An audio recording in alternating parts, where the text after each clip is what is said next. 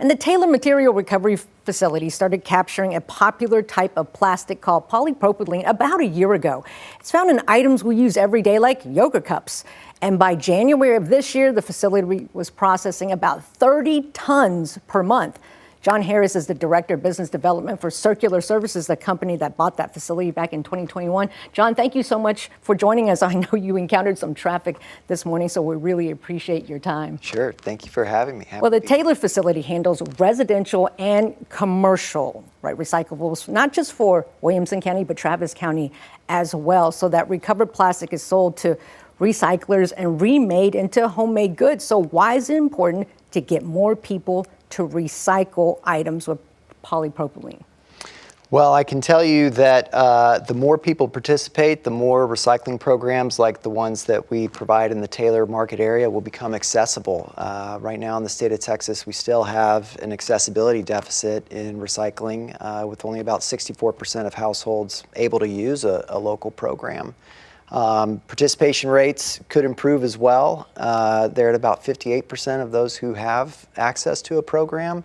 The success of this recent enhancement to the Taylor plant is just a testament to why that should continue and shows more opportunities are on the way. Yeah, absolutely. And so one of the challenges to that 58% is that people just don't know what can and can't be recycled, right? So I'm talking about those little triangles we see and the numbers inside. So John, if you could, starting from 1 to 7, which ones can we recycle? Which ones should we just throw away? Yeah, well, we're talking about plastic grades because paper grades and metal grades are pretty straightforward. Once you get into plastics, it gets pretty confusing. Very confusing. The circulating triangle usually has a number 1 to 7. 1s and 2s are great. Those are your PET and high-density polyethylene products.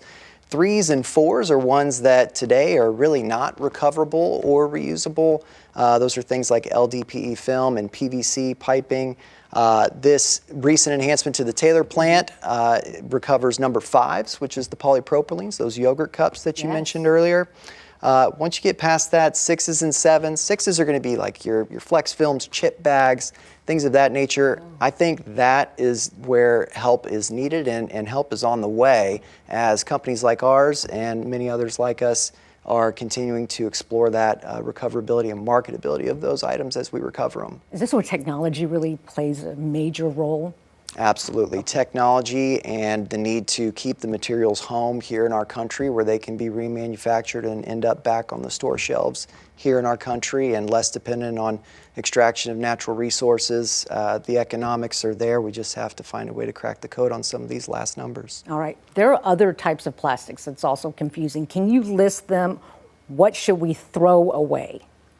So there's actually a big emphasis on what shouldn't go in, and really I wish folks would feel more encouraged to put more into their containers, but items that shouldn't go in there, if it's a flexible film or if it's a PVC, a plumbing pipe, those are definite no's.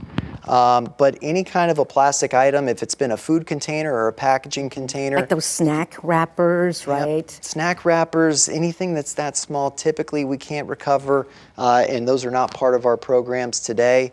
But if it's been a container, a tub, a bottle, any sort of a packaging container, a box, or a can, those are items that can absolutely be recoverable, and it's a real shame whenever they don't end up in that recycle bin from those missed opportunities. No, John, you know, recycling is having sort of an identity crisis. I argue about this all the time. We all want to recycle, but a lot of it doesn't end up where it's supposed to. They end up in landfills. So what's the point? Well, the messaging really in our industry, we've kind of shot ourselves in the foot. There's so much, negative reinforcement of what can't go in that I think many end users of a recycling program are afraid to get it wrong. The reality is that the contamination rates that we see at our facility are in the 20% range. That's pretty darn good. Okay. It's pretty good. Okay. And it pales in comparison to how much material does not show up at our facility. So part of what we're trying to do, and many organizations like ours, the Recycling Partnership being one of them, is trying to encourage people to participate more and put more items in the container. I can tell you the cost of getting it wrong pales in comparison to those missed opportunities to capture more. All right, John Harris, thank you so much for coming on KVUE News Midday to discuss this topic, and thank you for your time and your flexibility today.